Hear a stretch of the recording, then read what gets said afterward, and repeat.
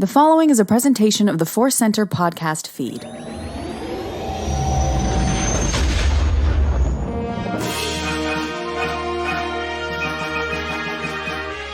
From the center of the galaxy, this is the ForceCenter podcast feed, and this particular episode is Cues of the Force. Questions of the Force. Yes, that's what it is. I said it as a question to remind myself what we're doing here today. I'm Joseph Scrimshaw. I'm Ken Napzok, here with some answers to your questions, here to put my arm around Joseph's shoulder and hold him up as he holds me up as we broadcast. We're not over, dramatizing the return from London, and it's more than just that. It was our vacation separately, individuals with our partners afterwards, travel, coming back to life, and recording this episode. You're hearing this on a Friday when we're probably very well rested. I haven't slept in 13 days properly, and it's taking its toll on my voice, my mind, my brain, but happy to be here.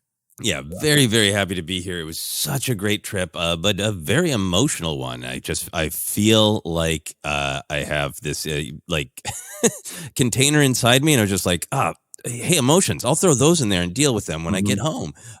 Mostly just joyful stuff, but just a lot to process.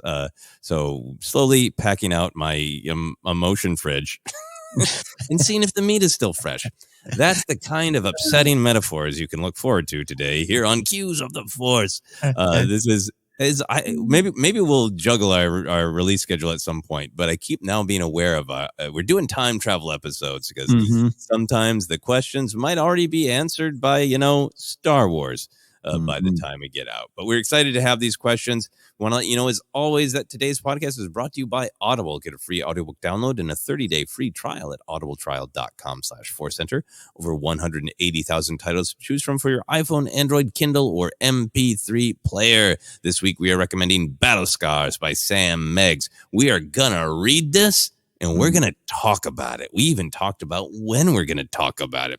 Not going to get to it quite before the Jedi Survivor video game comes out, but we will be talking about this book. So if you want to be caught up for that, you can download your free audiobook today by going to audibletrial.com/ForceCenter. Again, that's audibletrial.com/ForceCenter for your free audiobook. But wait, there are more A's.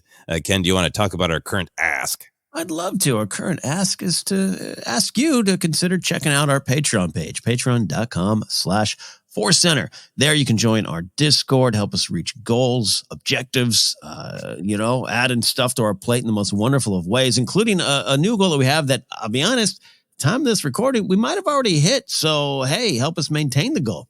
Jennifer Landa is excited to take some of her old episodes of Jedi Beat and Happy Beeps and rework a few select episodes into a new YouTube series. I accidentally suggested the name Jedi Beeps. Maybe that ends up being it. I don't know. But we're going to put these wonderful little mini NPR Meets Star Wars docuseries episodes on YouTube, and this would be possible by you helping us on Patreon. Also, we were doing the Indiana Jones and the Perilous podcast series. We started it, and the next episode, which is about Raiders of the Lost Ark, is coming out on Monday, May 1st. It's a Patreon exclusive series that will go public after Dial of Destiny is released, but join us on that hype train to Dial of Destiny on patreon.com/ForceCenter. That's our ask. There you go.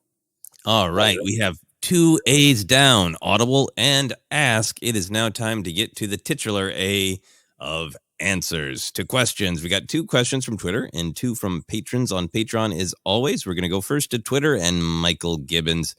Michael says, if the new Dave Filoni movie is a conclusion of all the Disney Plus Mandoverse series, do you think we could see a live-action recasting of Luke Skywalker? Or is it more likely they will continue with the advancements and deep fake technology?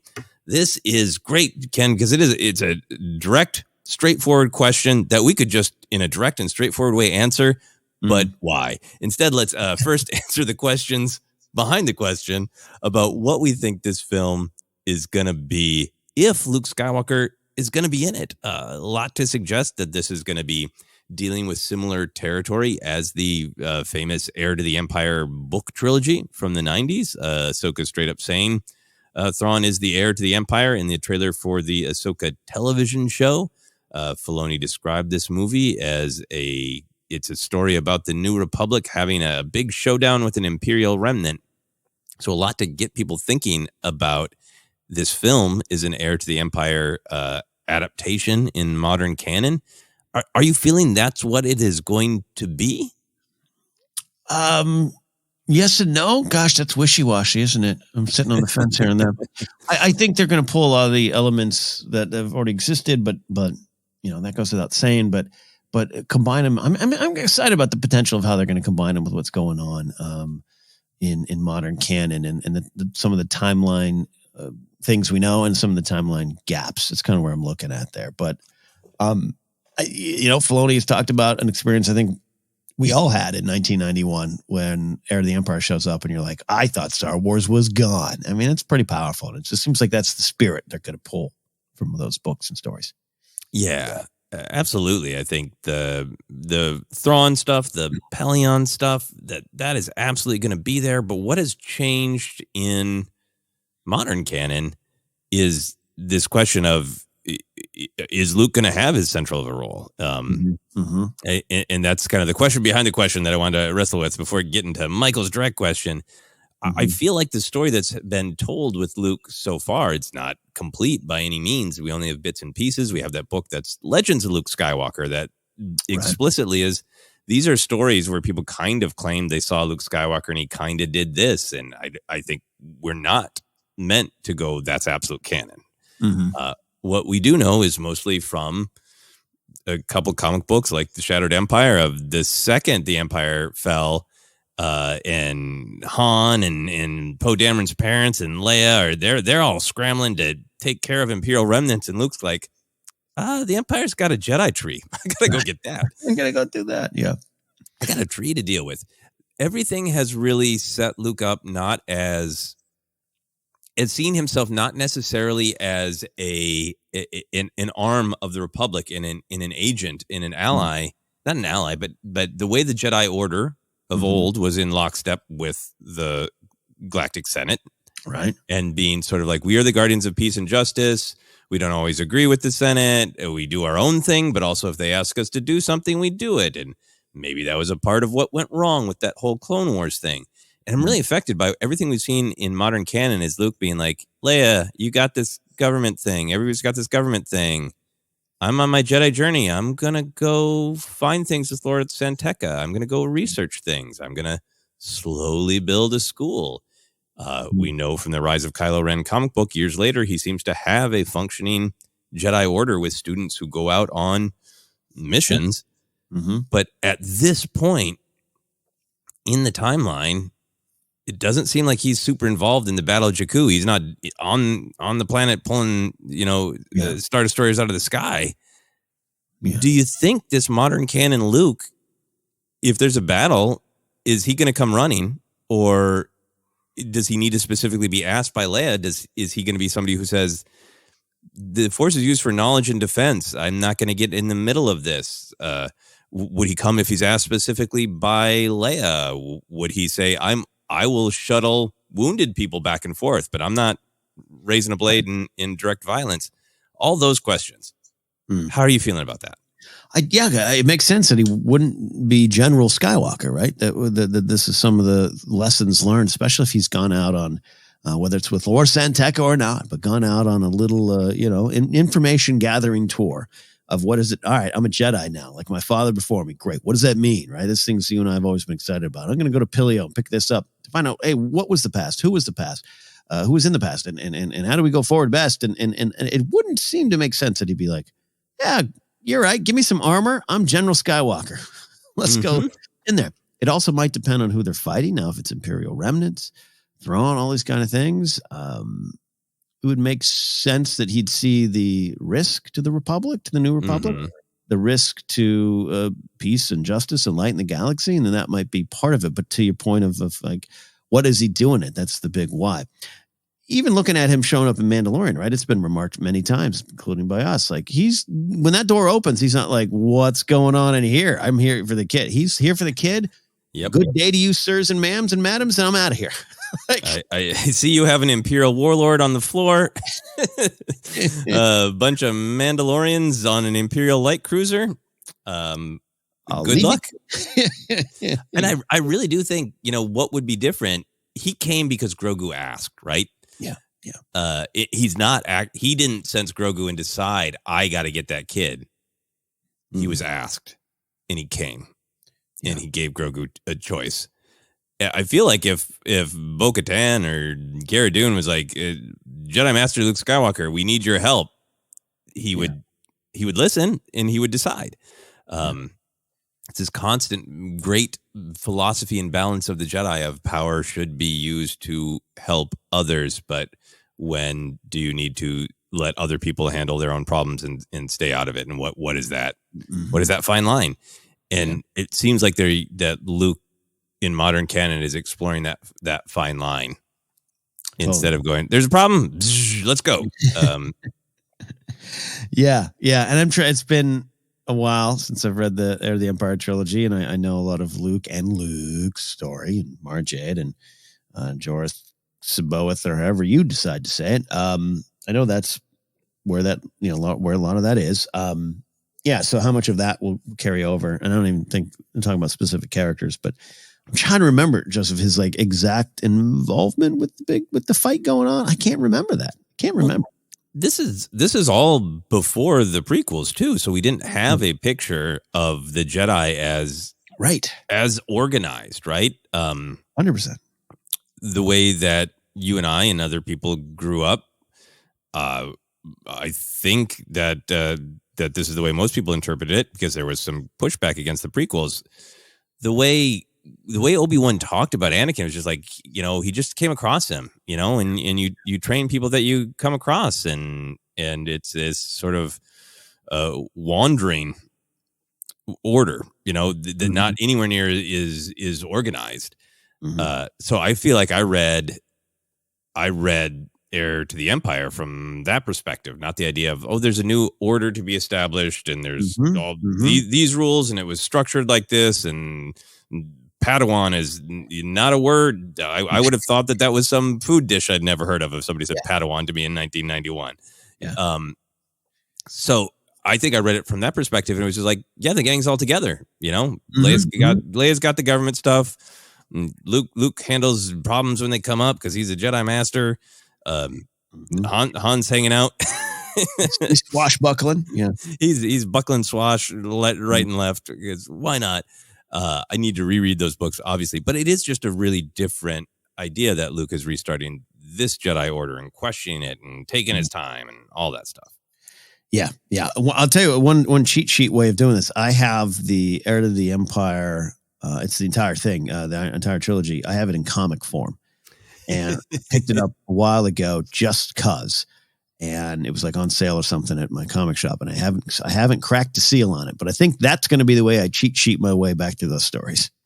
I'm going to read them books. I don't know when, because I'm also going to get caught up on the High Republic, phase 2, somehow, some way, no sleep, I'll read. I don't know.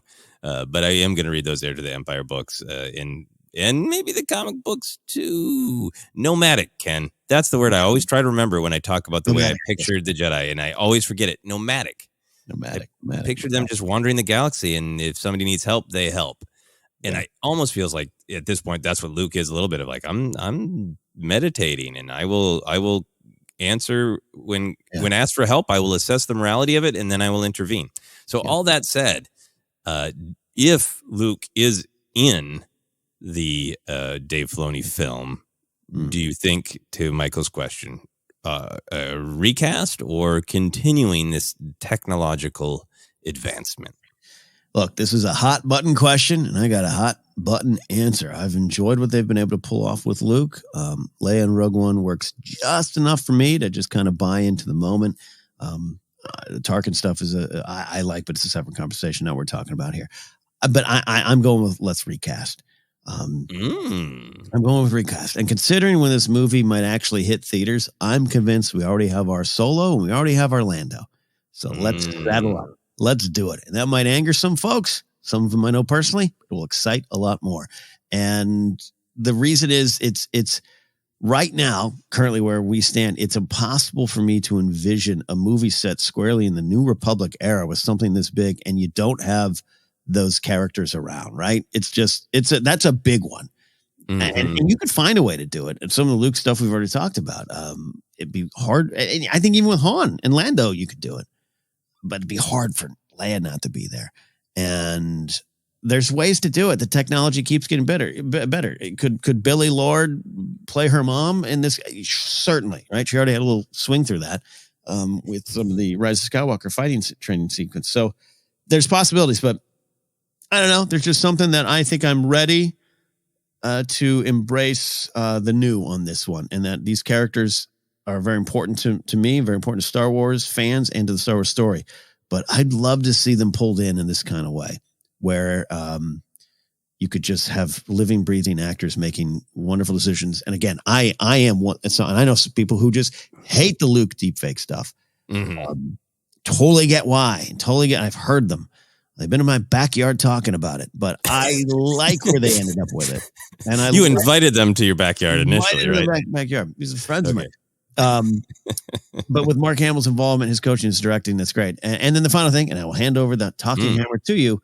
Ask me again after I see Indy 5, because I've already seen some de-aging stuff that looks pretty darn good. I'm not suggesting that you'd have Mark Hamill, Harrison Ford, and again, maybe Billy Lord stepping in for her mother. That'd be interesting to me. I'm not suggesting that, but who knows at this point? Because that trailer with Indy 5, it looks great. It looks good to me. Yeah. That's true. That's very, very true. That does look really good. And I think that is kind of a different technology than de-aging, right? It's the taking that's what Harrison Ford has said in the interviews. It's the taking every image that Lucasfilm owns of me and using it to make this thing. Computers, how do they work? Maybe we don't know when this movie is going to come out. So maybe Vivian Lyra Blair will be old enough to play Leia, an Heir to the Empire era Leia. But she's 30 now. Like, oh wow, this exactly. Yeah, I'm always open to the pursuing technology that is part of the heritage of Star Wars. Totally. And I think Luke in his first appearance at the end of season 2 of Mandalorian is I can buy into it because I so love the storytelling. I love seeing Jedi Master Luke there to help a child who asked for his help. Mm-hmm. It's so calm, and it's not about the violence. It is about salvation in offering a choice. Mm-hmm. And because I'm so invested in this story and the thrill of one X-Wing, how's that going to help? That I can look past it. But it doesn't super work for me. The technology. In Book of Boba Fett, it's amazing. Yeah. It really works for me. I think it partially works because of where Luke is at, because he's so calm and measured and straightforward. And I think the technology really allows it for that. Yeah. Hard to imagine snarky Han Solo at the current level of deepfake technology. Yeah. So I'm torn. I'm really torn. I do think there's a possibility that this is the heir to the Empire, but it isn't Luke and Leia's story. It's maybe this is this is where it was a Leia and Luke story and Han.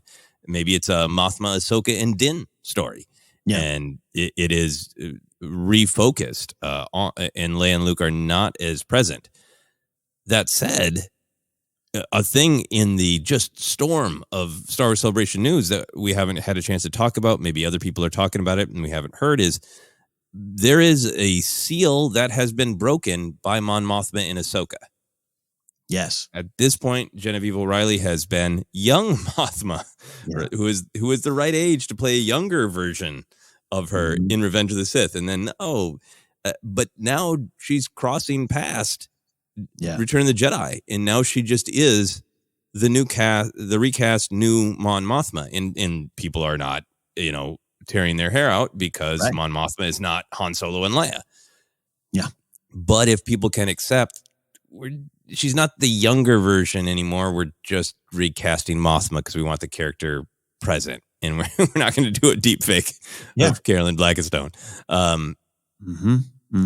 It's different because it's not Han and Leia, but is that going to be the beginning of maybe? I know Kathleen Kennedy had the quotes about we learned something with Solo.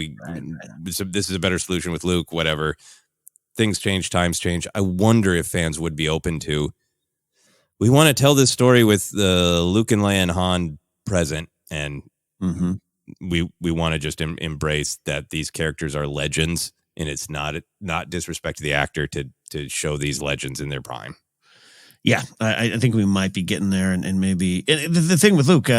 I agree with you. I still sometimes I just rewatched the Book of Boba Fett and that sequence. I still have that kind of that like, oh my God, I can't believe I'm looking at this, right? And you can get into the AI of it all. I know we're in this interesting, scary, debatable era of AI and all that kind of stuff. I don't, it's in that same ballpark, whether it's specific or not, to the AI art conversation. But just to put it in a movie and to take him out of the stoic Jedi teacher, right? If he's fighting in action and delivering jokes and everything, I'm sure you could get to that spot with the tech, but yeah, you want a little bit of life in there, a soul in the eyes, and I think it's there, and I think it's there in Book of Boba Fett. But that's the only question I have, and I'm torn is the perfect word to describe where it is. I think it would be a bold, big, risky move to not include those legacy characters in the story set in this timeline, but it's possible that they do that, but it's also possible they try other ways. Yeah, and who knows, maybe the next time Luke Skywalker pops up in the Mandoverse, it will be a similar leap forward, and it will be that truly amazing / terrifying. Right. Yeah, there's no problem. I know some people, Luke in Book of Boba Fett doesn't work, but even that little sort of Grogu, that little shaming, like there's a lot of emotion there. It's not just flat. Yeah. The emotion is coming. So who knows? Ken, I think we did it. I think we talked about a simple, direct option A or option B question for about 20 minutes. And we failed to really answer the option A or option B question because we're both torn. Yeah. That's our answer, Michael. We're torn. We're torn. Yeah. I can't see I'm torn. I'm all out of faith. Yes. Yeah. Yeah. I think this movie is a little ways off, and I think we're going to know a lot more as we get closer once the Ahsoka series comes out of the shape of what this movie could be, and Luke and Ahsoka's relationship and Luke's role and all that stuff. I think will become clear very soon. Any final thoughts before we move on, Ken? I just can't wait to get these answers one day, someday. Yeah, exactly. We're going to move on to our question from Ross Squatch. Ross says, in Star Wars, we've seen multiple elite guards handed their butts by anyone holding a lightsaber. A Red Guard, Magna Guards, Praetorian, etc. They might have better showings in comics or coloring books, but not on screen. Who do you hire as your anti-lightsaber elite guard? As always, we try to get to questions quickly, but sometimes the realities of life overtake us. Ross asked this question before the Praetorians made their horrific and triumphant, for them, return in The Mandalorian. Spoilers, ending the life of a Mandalorian. So, Ken, where do you go with this question? Do you have a favorite guard? Do you have one that you would trust with your own safety if someone with a lightsaber wanted to end you? Yeah. Well, I do. And the key to this question is, who do you hire for your anti-lightsaber elite guard? So, but I was thinking about just guards in general in Star Wars and who else exists. And there's one I want to talk about, Gamorrean guards, kind of an elite guard. Now you could just put some kind of vibro axe anti-lightsaber thing there in their hands. They might be an option. I don't know if it's the best one, but there's an option. And then I stumbled onto one I think I created, Joseph. They don't exist, but I'm henceforth believing that there was something called Ewok Wood Knights, and they were Chief Sherpa's elite guard. You just don't see them yet. They're on break in Return of the Jedi. So I don't know if they're going to stop lightsabers, but they're elite guards for me as well in my head. All right, to answer the question Ross Squatch asked, and wonderful that he asked this before Praetorian Guard's return.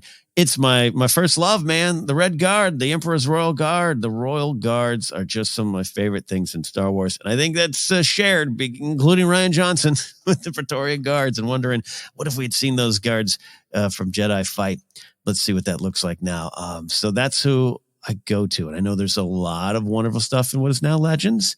I know there's a lot of characters who are those guards and all that stuff. But just going to what I know and what I know in canon, I haven't really seen them in action, but I got to imagine they kept Palpatine safe for a while. And I bet there was probably assassination attempt on Palpatine. And maybe not to do with lightsabers, but maybe. We don't know. So I'm going with them. That is powerful. Yeah, I know that there's Royal Guard characters in the expanded universe that people really love, where we got to dive into their story and see a little bit more badassery on screen. I think they're all quite impressive. The Emperor's Royal Guard are just terrifying standing there. They have the deleted scene in Return of the Jedi where they get to be even more threatening, right? I would love to see them in live action. Rian Johnson did give all those quotes about the Praetorian Guards are sort of this evolution of the Emperor's Royal Guard, but now we get to see them really fight on screen. I would love to see Emperor's Royal Guard in live action. Maybe Andor season 2, Bad Batch season 3. Just really see them in full force on screen. Again, knowing they have been in comics and whatnot. That would be great. I would love that. I do love the IG-100 Magna Guards, and I think they're very effective. They're very good at slowing down Jedi and softening them up. I don't think they put Obi-Wan and Anakin through their paces. They really put young Ahsoka through her paces in the Clone Wars kickoff film. Maybe they took apart some lesser skilled Jedi. yeah, I can see that. Yeah, but I think they would take apart plenty of fighters. But at the end of the day, if we're talking about my life, if we're not talking about which action figure I like or which scene I like the most, if we're talking about my life, Ken, and I need protection, yes. My apologies to my Emperor's Royal Guard action figure from 1983, but I'm going Praetorian all the way. Nice. Nice. I think that was a part of the power of that scene is they are a serious threat to Rey and Kylo, hugely powerful Force users. And I know sometimes people have the question of, well, why didn't they just joke him or, throw him across the room? And I think for me, the way the Force powers work is you can't just do everything all the time. You have to have the Praetorians are keeping Rey and Kylo too busy, and they don't have an opening to quick give them a little Force push. They are a serious threat to Rey and Kylo, and man, the way they come across in The Mandalorian. By the time this episode is out, the final episode of season 3 will come out, so maybe they'll have slaughtered more Mandos by now. Yeah. But I know Paz was already hurting, but that was like, I feel that was like so fast, so casual. I feel like they were watching movies in their helmets. They were they were on their personal comm just gossiping about another Praetorian who wasn't there that day. Yeah. It was so casual the way they ended Paz Vizsla. Yeah, I'm going with the Praetorians. It's hard to say anything against them because they're rather effective in this sequence here. And and look, for what it's worth, when you go up against Rey and Kylo Ren, that's a tough victory to get. Thank God, I'm glad they didn't get it. But a weird defense of the Praetorian Guards in that match. But I love it, and they look darn cool. I also do think, the Jedi Purge troopers are pain in video games. Yeah, I would have loved them in Kenobi to be a little bit more isolated, and for Kenobi have to really chew through one of them. I like that as well. Because I take the spirit of Ross's questions that sometimes we see the elite guards, and then they're not that elite. The Praetorians have managed to hold on to that title a bit. Yeah. Even Krennic's Death Troopers weren't as effective as you want. And in Battlefront 2, the Death Troopers not as effective for me when I play them. So maybe that's coloring my perspective. So there's some deep video game issues in all of these answers. We are going to take a quick break, and then we'll be back to try to answer questions and see if we come up with better answers then. I don't know, maybe. We'll be back in a moment.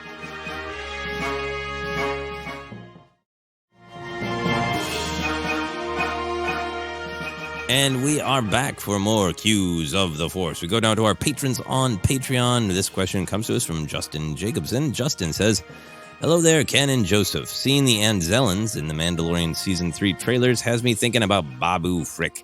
He's a black market droid smith in a galaxy where battle droids, assassin droids, and other varieties of sentient murder bots are legally manufactured and sold by big corporations. So I can't help but wonder, what kind of mechanical nightmare fuel is he making that he's on the black market? This, of course, came to us a while back because, hey, we've now seen the Anzellans actively operating, cheering, and being very charming in Mandalorian Season 3. Ken, where do you go with this? Here's where I go. I go to conspiracy territory. I think Big Droid went after him because he was erasing the minds of those killer droids. He was turning them into jolly, happy droids. He likes good droids. He doesn't like bad babies. He likes good droids. And I know that's not Babu, but with a swing of his memories go black wand, he was disarming these droids, and i.e. the high price clients that paid for these droids. So Big Droid didn't like it. They went after him, and Babu Frik had to go underground. I like this. I think Babu Frik follows his own code. I definitely agree with that. Didn't have a chance to Google some of this stuff, but I think the Imperial era battle droids are restricted as a response to. They served their purpose from Palpatine's perspective, and as a response to the Separatist War, where droids were a symbol of terror, that battle droids probably weren't strictly legal during the Empire. Right. That said, the Empire themselves hired plenty of murder bounty hunters like IG-88, and you have Afra's droids running around. You got the droid Gatra out there. So I think in the Imperial era, it might be sort of like on paper, the Empire says things like B1 battle droids owned and produced by Trade Federation are illegal. But we're kind of looking the other way. Yeah. But I think the New Republic might really, really crack down. We've been getting that story in Mandalorian Mandoverse that New Republic seems to have lots of great intentions, but along with that, rules, regulations, red tape that slows things down. But I feel like maybe the New Republic has things much, much more locked down about what is legal to produce. So maybe people are going to Babu Frik in the era of the New Republic to get like, hey, we bought these droids. They are not battle droids. They are security sentry droids, but because of New Republic rules, they can't have this weaponization. They can't have this code running. I think Babu Frik might be in the New Republic era, like the person you take your Apple phone to make it do things the company doesn't want you to. Yeah. You want your SIM card changed out? Babu will crack the phone open. He'll do it. Yeah. I'm taking my droid to this sector, and it's built in that it doesn't work there. Right. The data rates are really upsetting on Corellia. So could you? Yeah. Oh, that's beautiful. I like that. Yeah. So I think it might be some navigating around rules. Yeah, what we're both saying is Babu's a hero, either way you slice it. Exactly. He'll crack open your Apple phone. I also like the idea that he does a lot of rebuilding, a lot of reprogramming, accessing forbidden knowledge like you did with 3PO. That didn't seem to be a moral quandary. Just like, what do you need to know? Okay. Yeah. No problem. I also think that maybe he isn't just a droid blacksmith, but really leaning into the smuggling, right? Like he's hiding code in droids to deliver somewhere. Maybe he's literally hollowing out gonk droids and filling them full of spice. Yeah. Could be. I like that. Little hollow droid fingers with spice in them. Yeah. 3PO's hollow finger. How about that? Is that what was in his red arm? I know we had the comic book explaining that. But Justin does ask the idea if the galaxy is already flooded one way or another with murder bots, and people go to Babu Frik, what kind of nightmare would he make for them? What kind of nightmare? I'm thinking of like, one of those chef droids, but like with more weapons and not for cooking. But maybe it looks like it's a good way to infiltrate like a house of power. They're going through the kitchen door, and you got something like that. That's where I would go. Yeah, no, I want a fully weaponized, terrifying gonk that like folds out and has 8 arms and robotic tentacles and blaster eyes. I don't, just absolutely monstrous gonk droid. That's what I would love to see. Love that. All right, we're going to move on to our final question from Steve Nort. Steve says, hello, ForceCenter crew. With Yaddle back in the spotlight thanks to Tales of the Jedi, a thought came into my mind regarding her appearance in The Phantom Menace. To be more specific, her physical appearance. It is well known that the puppet for younger Yoda was criticized and eventually replaced altogether by his CGI model from episode 2 and 3. This leaves Yaddle looking, well, a little out of place in comparison. Would you be for or against a new special edition where Disney Plus quietly updates the few scenes she is in with a CGI rendition of the Jedi Master? I'd be all for it. Hell, maybe even give her a new line of dialogue as well. Only sort of kidding. Thanks. Thank you very much, Steve, for this fun question. I'll start here, Ken. I think, my guess, that Disney is probably legally can't touch episodes 1 through 7 that Lucas sold them the final definitive version. But perhaps maybe I'm wrong, or perhaps they could get Lucas's permission. Perhaps Filoni can call George up and like, I got some Yaddle things I need to do, and see if George goes, no, those movies are locked, or sure, Dave, knock yourself out. I'd like Yaddle to say McClunky. All right, you got it. Yep.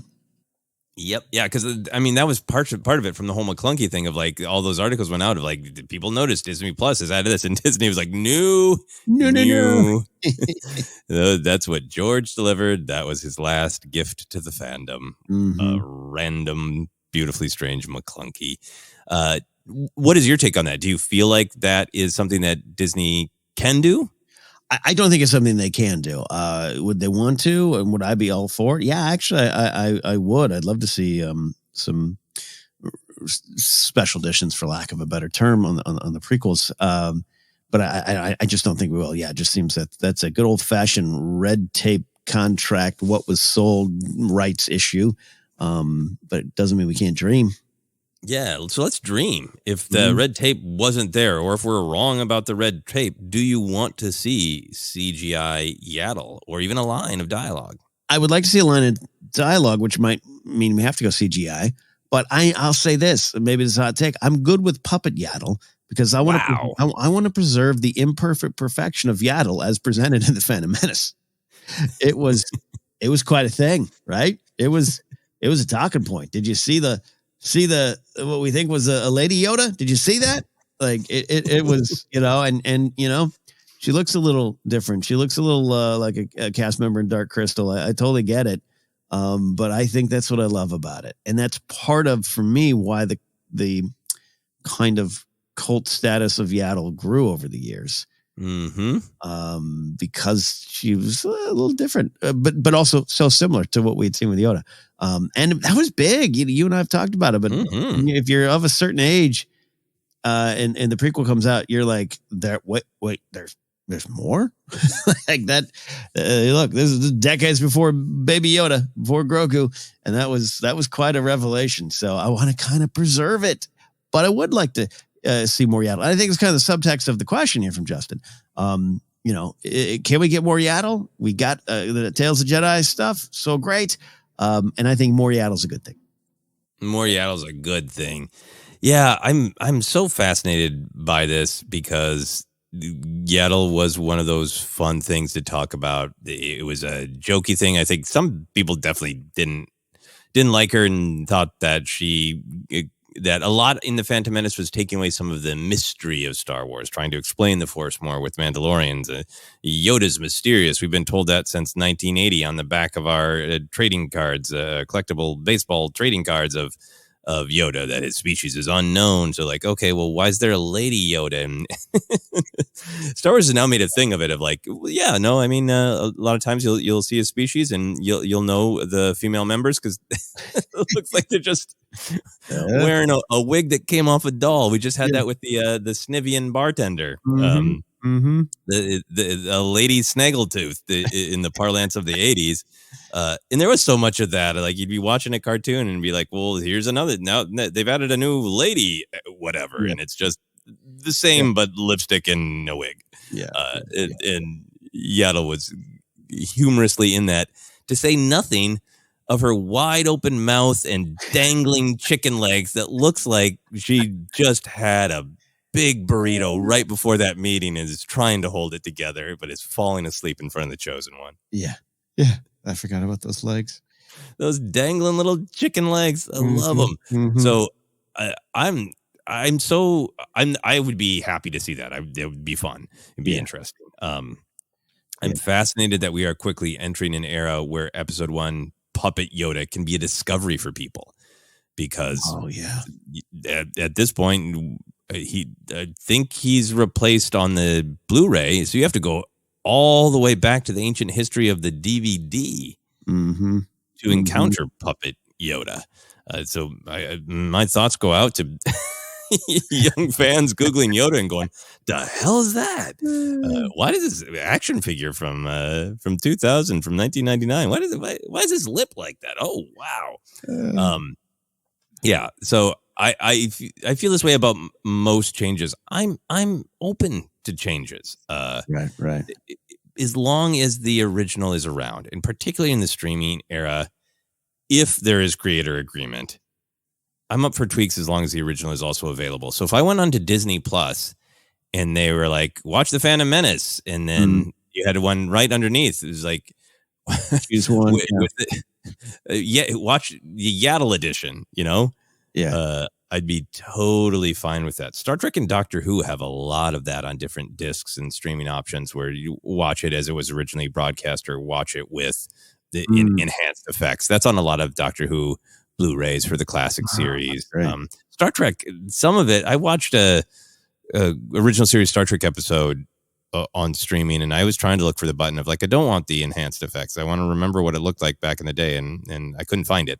So there is that danger too. But that's my take of, I would love to see CGI Yaddle, but the bigger issue at stake for me is clear label, so you know what you're watching, clear choice to the viewer so they can choose what version they're seeing. Make sure history is preserved, because that does matter to me. I know that's the endless special edition debate. I would be very happy to be able to toggle down on Disney Plus and watch every iteration of the original trilogy, from let us watch Star Wars before it even says A New Hope. Let us watch Attack the Clones as it was released in a few theaters before you could see Anakin's mechanical hand. Yep. Every tiny little iteration. Let's be able to watch every single version of Han and Greedo's confrontation. As long as it's clearly labeled, the choice is clear, that would be great. I'm with you. Having those options, I don't think probably not going to happen, but it'd be fun one day. And like, as I said before, I got that Phantom Menace on digital video disc, kids. You want to see it? I'm sure you might find it on YouTube, but if you want to see it, and it's just how it was presented, I might go around like a traveling salesman and just sell viewings. Maybe we'll do that. I remember that Phantom Menace DVD, people figuring out the DVD menu Easter egg where you need to tab 3 times over something that you didn't realize was a button, and you can hit it. And it gave you a Frank Oz blooper Yoda reel where he just, it's Yoda, it's the puppet, and just spaces on his lines. And it's like, George, line. Right. That's right. Great stuff. And I'm all for giving Yaddle some lines, or at least a shot of her looking really, really fretting about what's happening, to tie into her role in Tales of the Jedi. That'd be beautiful. Wonderful. All right. Thanks, Steve, for the great question. We're moving on to Power of the Light Side. This is something that we ask our patrons on Patreon to submit. If you have a memory, something you love in Star Wars, a reason that it means a lot to you, we love to have these shared, and then we share them right here on Cues of the Force. It looks like with all the joy and the celebration of Star Wars Celebration, so many new patrons joining us on Patreon. Thank you very much for that. We got a few. So we're doing these a week at a time. So if you submitted something, we absolutely will get to it. We will share it. And if you want to add something in your patron, please just scroll down the post page, look for the picture of Obi-Wan Kenobi smiling at the Skywalker twins, and you will see the call for these submissions. Are you ready for this one, Ken? I am. This comes to us from Michael McCarsell. Michael says, hello, ForceCenter friends. I'm sure his voice didn't crack when he wrote it, but mine did. Hello, ForceCenter friends. That's great. Hello, ForceCenter friends. The recent appearance of Keller and Beck in The Mandalorian sent me down a rabbit hole about how grateful I am that for the sake of my fandom, I grew up when I did. I'll start at the beginning. I was born in June 1993, so when The Phantom Menace premiered, I was a few weeks shy of my 6th birthday. I had already seen the original trilogy countless times. I don't actually remember the first time I saw them. I have no idea if I even watched them in order. Star Wars has always just been there. So come May 1999, I was beyond excited. I have foggy memories of the day that my mom took me to see The Phantom Menace for the first time. I was blown away. I was amazed that Vader built C-3PO when he was a child. The lightsaber combat was beyond anything in the original trilogy, at least it was to me at that age. And I loved Jar Jar. He did exactly what he was meant to do, bring joy to the children watching. I obviously wasn't on the internet message boards of those days, so I was spared the backlash against him in the film as a whole. In fact, it wasn't until I was around 13, 14 that I found out about the disdain surrounding the prequels. I'd never even considered the idea that other Star Wars fans might dislike them. To me, the prequels were just as much a part of Star Wars as the original trilogy. Suddenly, I was hearing that so much of what I loved about the prequels was why so many others hated them. I didn't know how to push back against their vitriol, so I just kept my Star Wars love to myself. Flash forward to 2014, we get the first trailer for The Force Awakens. It seemed that most of the fandom was on the same page. There was excitement about Star Wars again. And then the sequels, Rogue One and Solo, came out, and I once again saw the fandom tearing itself apart. It was so obvious that people were repeating the past. They were treating these movies exactly as the prequels were treated, which, ironically, were now being reassessed and appreciated. I still love Star Wars just the same. Certainly issues with the recent films that should be addressed, but overall I still love the movies. This brings me to the present. When I first heard Kelleran in Chapter 20 of The Mandalorian, I had to rewind because I needed to make sure I heard correctly. Then when those doors opened and Ahmed Best was there, I was a mess of tears. I was overjoyed for him, for the fandom, and for 6-year-old Michael, who just loved Jar Jar. I know I wouldn't have had that reaction if it weren't for me being the exact right age to love Jar Jar from the start, but I'm glad I did. Sorry for the essay. Please feel free to give an abridged version if you need to. Thanks, and may the Force be with you. No abridging needed today, Michael. Thank you for sharing your perspective. The ages that we come to Star Wars do make a difference, and it's really great to hear everybody's experiences depending on where they were, how old they were, all that kind of stuff. Ken, what are your thoughts on this? My first thought is we might need to retitle this segment "Sorry for the Essay." Power the Light Side experience, because a lot of you say that politely, but we love hearing from you to this level and this degree. I really love this because this first of all, I really think this Keller and Beck moment in Chapter 20 is one of the best Star Wars moments of recent history, which means it's one of the best Star Wars moments. And it's experienced in a lot of different ways, and you and I experienced it different. And I'm with you, Michael. Man, right when I heard that second Keller, because I said I missed the first one on my first viewing. I just literally stood up and I was sitting there on my couch by myself. Grace was not watching with me that night. And I said, they're going to do it. They're going to do it. And then he shows up and I got so excited and moved in a wonderful way. But when I showed Grace the next day, she is a prequel generation fan as well. And, fell in love with the dazzling display of lightsaber fights and Hayden later on, all this stuff. But Jar Jar, but even more than that, just Ahmed Best in the era, and what it represents to her and a lot of those fans. So she experienced it in a different way. But all of it's excitement and joy, and I think that's what I love to hear. You and I talk about the perspectives, the journey. This is why we approach Star Wars in this way, and why we talk about Star Wars in this way, because it affects us in this way. And I just love hearing even more about this. And I keep saying I want a little mini doc, a Disney gallery, Keller and Beck's return. I want all that, but hearing Favreau and Filoni talk about it at Celebration, and unfortunately Ahmed couldn't be there. He was at Chicago, of course, as we know. Can't remember if he was in Anaheim 2022, but couldn't be there in London. They would have blown the roof off the place. Oh, yes. But to hear Favreau saying, I was there in Chicago and I saw his the reaction he got. And we were building this character. It all made sense. And to hear Favreau name check Jedi Temple Challenge a few times, he says he had this character created for this. But one of the things that struck me, and again, maybe you've heard it before, but think about Michael's story here and just thinking about what I heard Favreau say. He's like, it just made sense because it's Grogu, and Grogu was so beloved. Like, he's a popular character. Who could match that in a way? and them to settle on not only the character of Kelleran Beck, which makes a lot of sense story-wise and what he does with the younglings and everything and his focus, but for Ahmed himself, it made a lot of sense. Let's meet that love we saw and experienced in 2019 with this modern day love. Weird to say modern day a few years later, but modern day love of Grogu. Let's combine those energies. And I think that was a lot of what was in the moment and for so many different people. So anyways, and my essay, sorry for the essay. Your story's wonderful. And I love hearing the journey.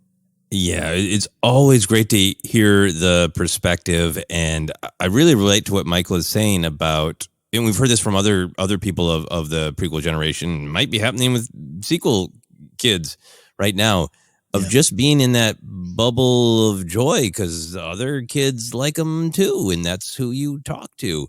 And then discovering, wait, people despise this? I've had those experiences in fandom. I discovered Doctor Who on PBS in America in the 80s, and I didn't have the same context. And one of my first doctors was the Sixth Doctor, Colin Baker, who, when you watch the entire history of Doctor Who, of the classic series, Colin Baker's his episodes they're challenging if you've been a longtime fan.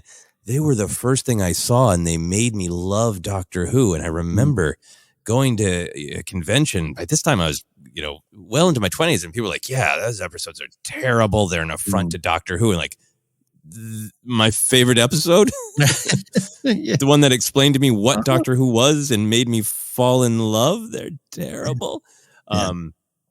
We talk a lot about Star Wars, but I think it can be the same with Doctor Who, with James Bond, with music, with Saturday Night Live. These are generational experiences, and we get older and we get grumpy and crusty and certain that what lighted our flame of love is correct and other things aren't. And I think the as much energy and love as we can put into taking a step back and not saying that this is for me, because maybe it isn't for me. And I'll never love a Saturday Night Live cast as much as the ones that I loved back then. But being able to take a step back and go, even if this isn't for me, whose eyes are lighting up for the first time, and having respect and joy for that is so important. And I'm so glad that people like Michael and people of Michael's age who've always loved Jar Jar and put through the gauntlet had this moment to celebrate with and for Ahmed Best and for the character of Kelleran Beck. But I'm also grateful to have been a part of the disliking Jar Jar. I was a performer myself, so I didn't take it. I didn't take it to Ahmed Best. I felt bad for him, even when I was making jokes about the character. But I am very thankful that I have had time and experience in communication with other people to grow to love Jar Jar and to want not only this triumph for Ahmed Best and for Kelleran Beck, but let's go it a step further. I want Jar Jar in the Mandoverse. I really think that this is an exploration of an era of an ability to start fresh. And we know that poor Jar Jar from Aftermath is not enjoying the same kind of second chance that the rest of the galaxy is experiencing. And I don't want to just see dramatized Jar Jar, but I would like to revisit what is valuable about the character. And we talked about this on the Mandalorian report, and then I'll wrap up my Jar Jar thoughts. The Mandalorian is a show has continually said, we love Star Wars from the extreme to all the way that is the coolest, armor covered, honor, badass, awesome battle, amazing Luke Skywalker chewing through dark troopers, awesome. Everything from that to no squeezy bad baby. And they're all a part of Star Wars, and there's no backing down from that from the Mando team, it would seem. So I think they are a great team to say Jar Jar's valuable because he's silly and he's fun. But silly and fun things have meaning too, and Jar Jar carries a massive amount of meaning and heart and storytelling with him, and he can trip over something. Mhm, And mhm. those things are both powerful, and they both have a place in Star Wars. They do indeed. They do indeed. We always say it's important to let people, especially the generations coming up behind you, to love Star Wars in their own way. And this Michael, is exactly what you've done. Yeah, thank you, Michael, for the essay, and thank you for triggering an essay from both Ken and myself. And look, we're going to get another one when Keller and Beck gets on that ship and lands at Jar Jar's house. I'm telling you, it's going to happen. I think it feels right, doesn't it? It feels right. Mm-hmm. And then Jar Jar and Grogu will have to watch in horror. Anyway, I was going to spiral out. Anyway, because I love Keller and Beck, but I'm afraid that poor Grogu is going to lose Keller and Beck. That's what I'm afraid of. And this is a time travel episode of Cues of the Force. Maybe that's already been revealed. Who knows? Yeah, that's right. Maybe we get it.